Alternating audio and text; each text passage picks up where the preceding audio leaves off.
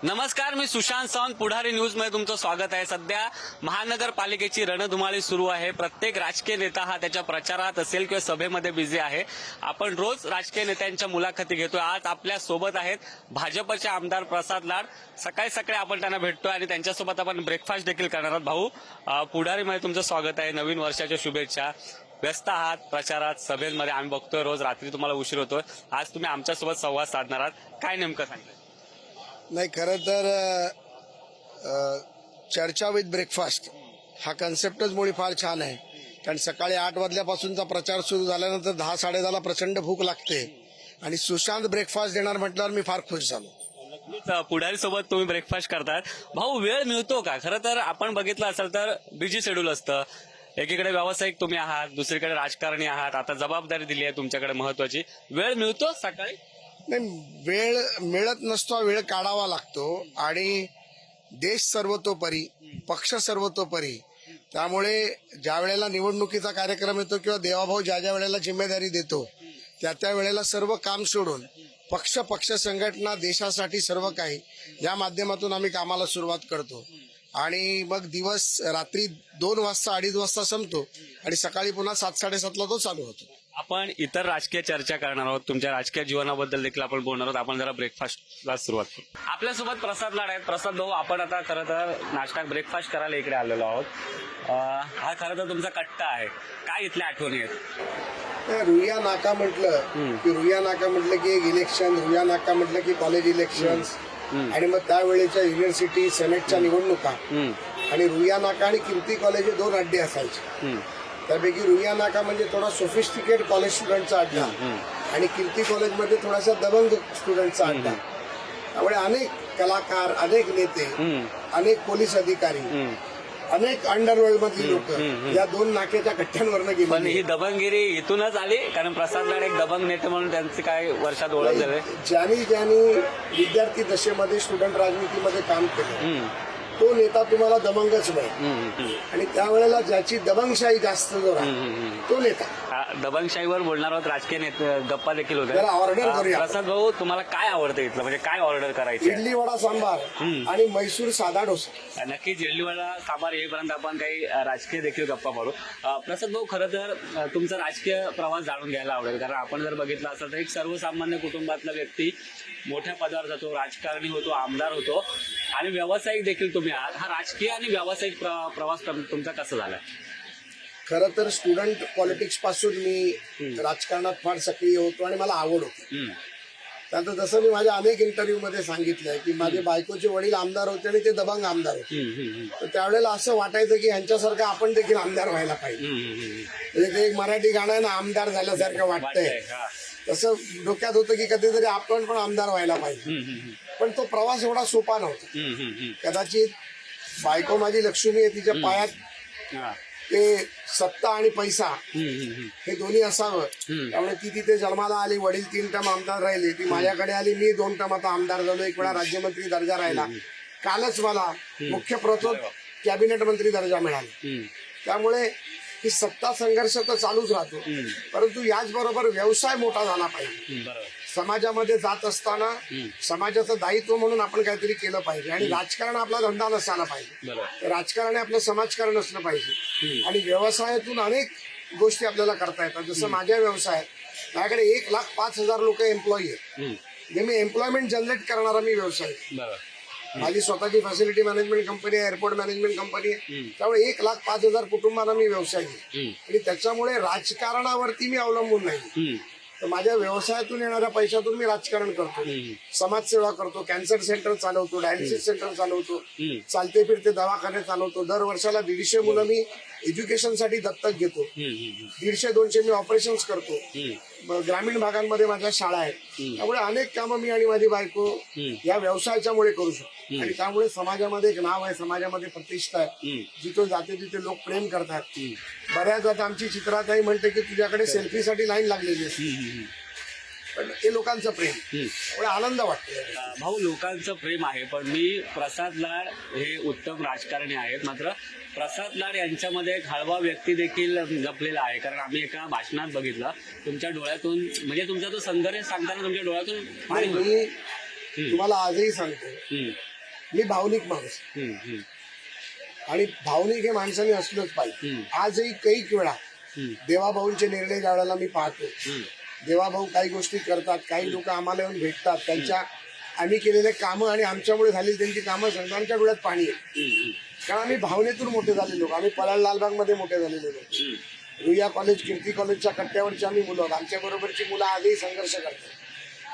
त्यामुळे मला आताही असं दाटून येतं थोडंसं बोलताना की भावनेतून व्यक्तिमत्व तयार होतं, भावनेतून समाजकारण उभा राहतं, भावनेतून माणूस कळतो, भावनेतून माणसं जोडता येतात. नाही तर मतलबाचं जीवन आहे, मतलबाचं राजकारण आहे, मतलबाचा समाज आहे. लोक आज करतात उद्या विसरतात. पण आपले मित्र आजही, माझे शाळेतले मित्र माझ्या बरोबर आहेत, आजही कॉलेजचे मित्र माझ्या बरोबर आहेत, आजही नातेवाईक माझ्या बरोबर आहेत.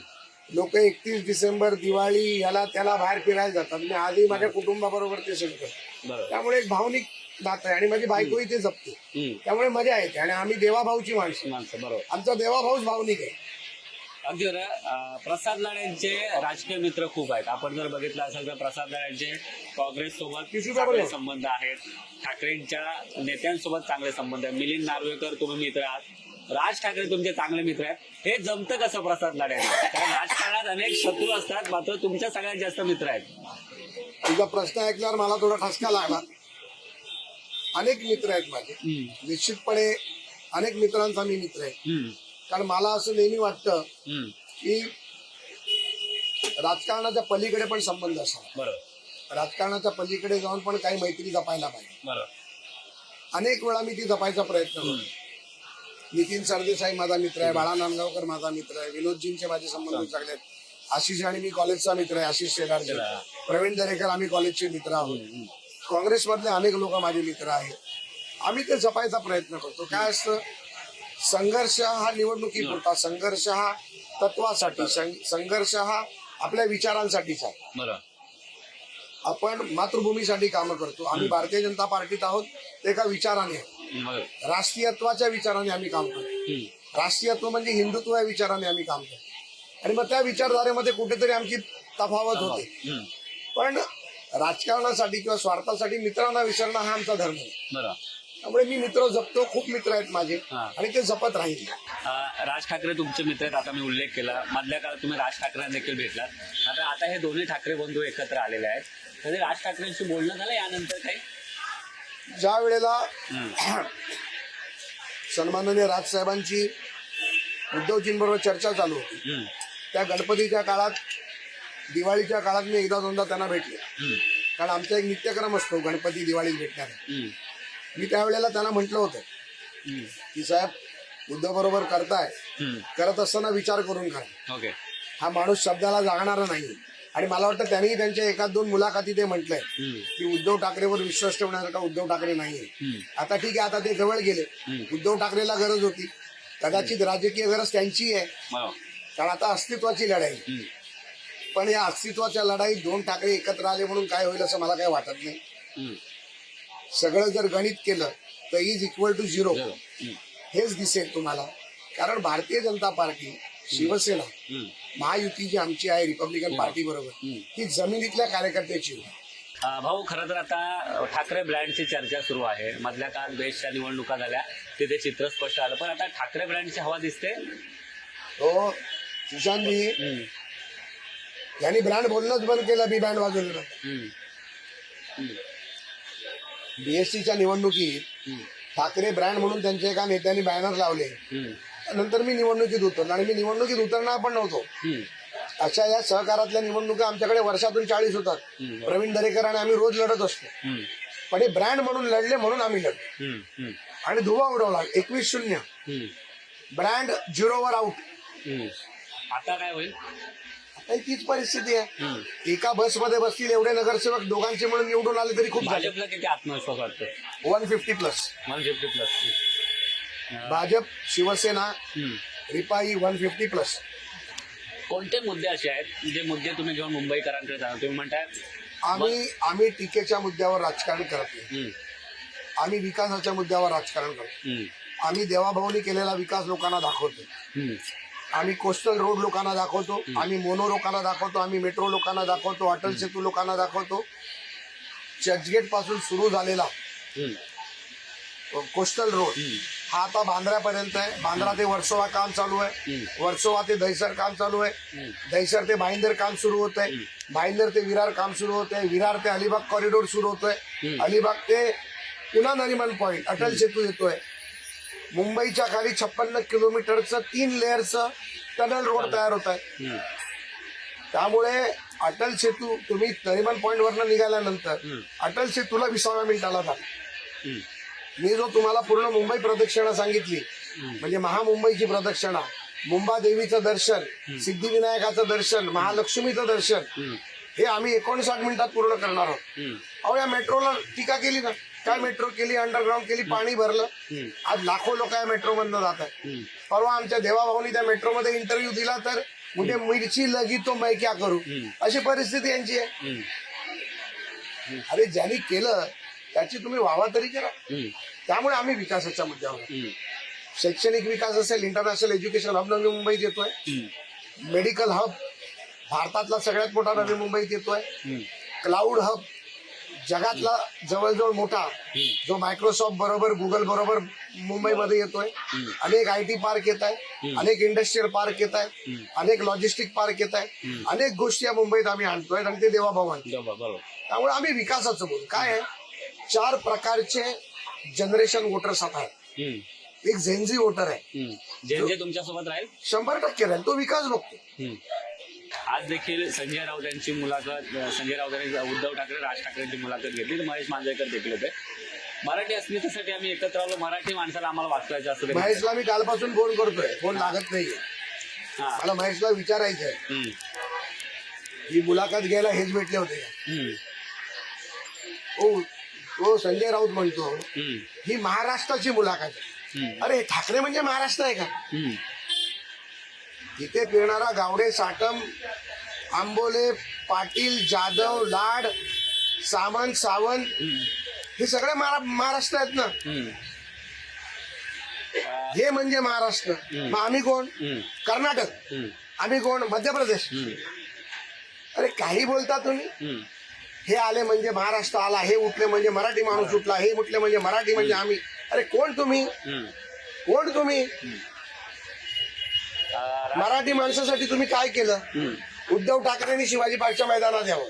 चॅलेंज देत आहे. चॅलेंज उद्धव ठाकरेंनी मैदानात यावं, आदित्य ठाकरेंनी यावं. काय केलं मराठी माणसासाठी? ते शिवसेना प्रमुखांनी केलं, ते तुम्ही बोलू नका तुम्ही केलं म्हणून. या BSTच्या निवडणुकीत मराठी माणूसच होता, 23,000 वोटर. तुमचा धोबी पछाड केला, धोबी पछाड. ह्याच्यातनं कळलं ना तुम्हाला. खरं तर राज ठाकरेंनी देखील मुलाखतीमध्ये महत्वाचा मुद्दा मांडलाय. मुंबई बकाल झालेली आहे. मुंबईमध्ये जे लोंढे वाढलेले आहेत परप्रांतीय, त्याचं नियोजन केलं नाहीये मुंबईचं, आणि याला सगळे राज्यकर्ते जबाबदार आहेत असं त्यांचं म्हणणं आहे. राजसाहेबांबद्दल फार काही मी उलट बोलणार नाही, परंतु मला असं वाटतं की राज ठाकरेंची आणि देवेंद्रजींची पण मैत्री चांगली आहे. राज ठाकरेंची एकनाथ शिंदेची मैत्री चांगली होती. राज ठाकरेंची मनोहर जोशी मुख्यमंत्री असताना ते शिवसेनेत होते, त्यांचे पवार साहेबांशी संबंध चांगले होते. एक राजकीय नेता म्हणून तुम्ही तुमची ब्ल्यूप्रिंट कधीतरी सरकारला द्यायला पाहिजे ना.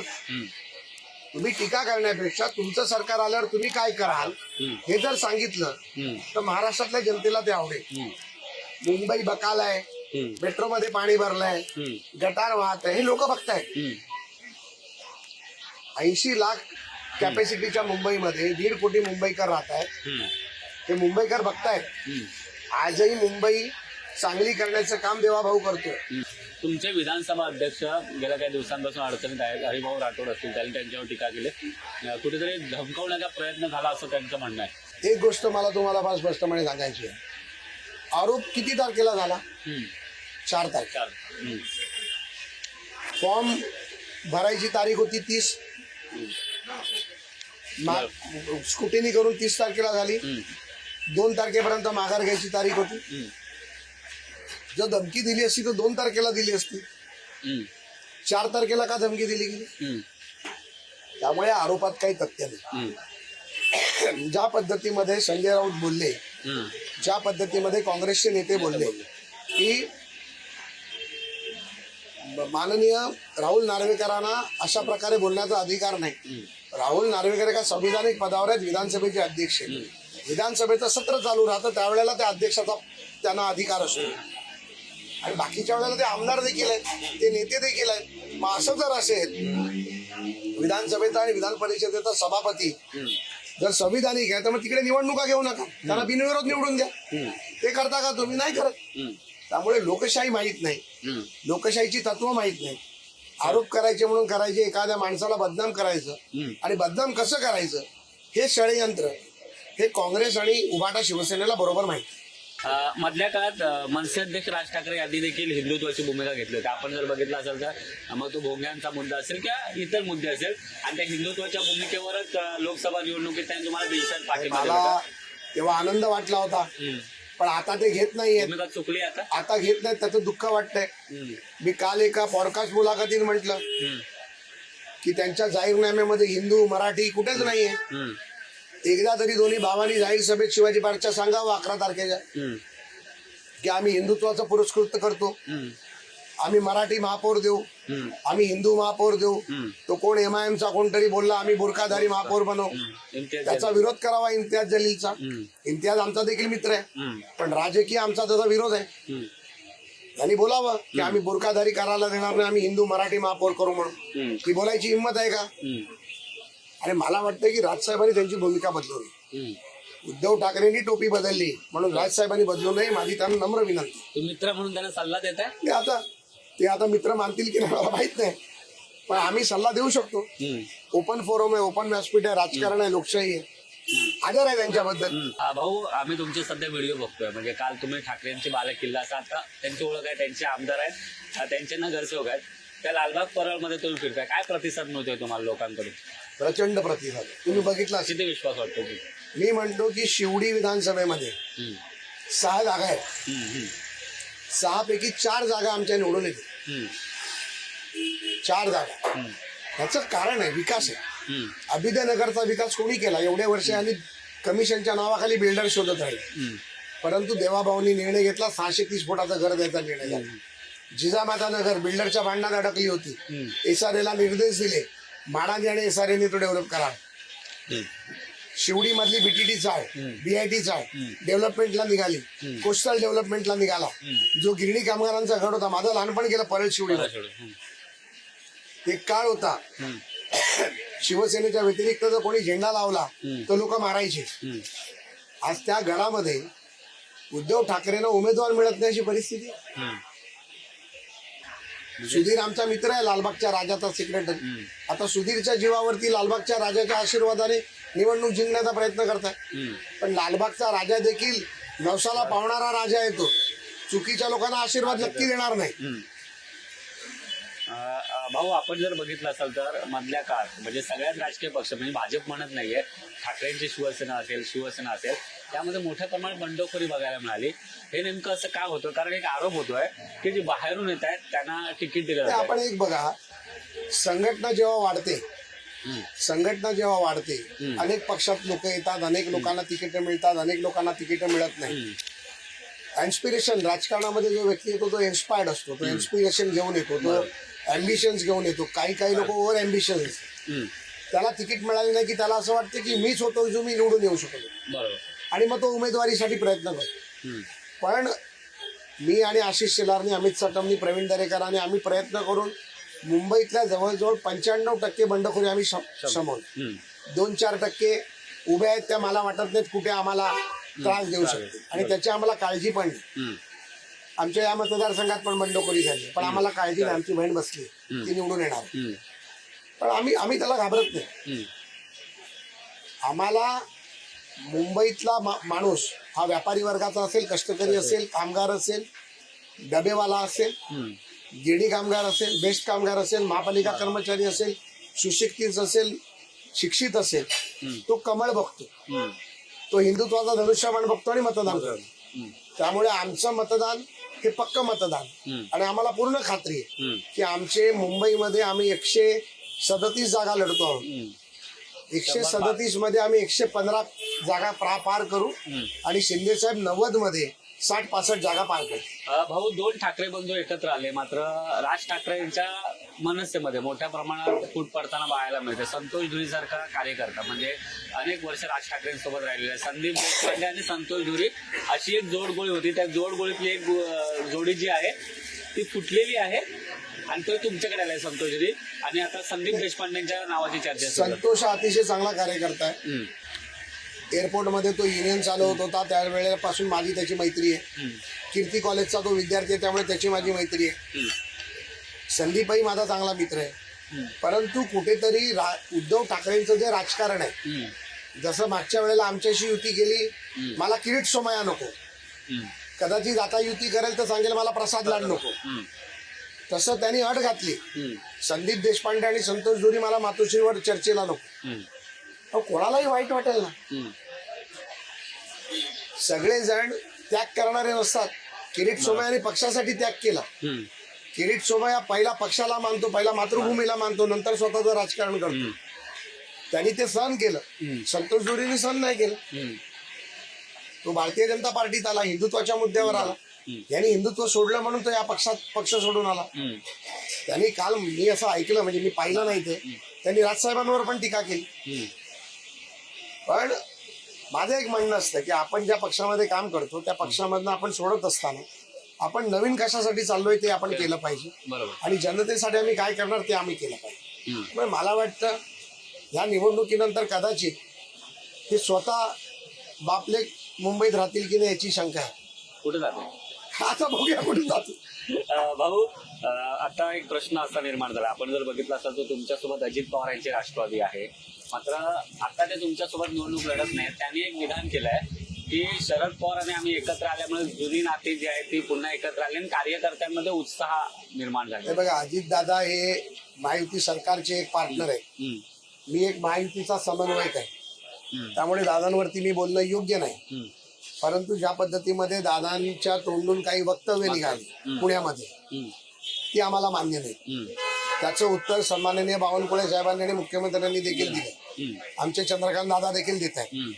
त्यामुळे खरं उत्तर द्यायला जर भारतीय जनता पार्टी निघाली तर कदाचित ते फार ताणू शकतो. बरोबर. त्यामुळे माझी दादा नेते आहेत, दादांना विनंती करू शकतो की अशा प्रकारची वक्तव्य आपण करणार नाही, हे आपलं ठरलं होतं.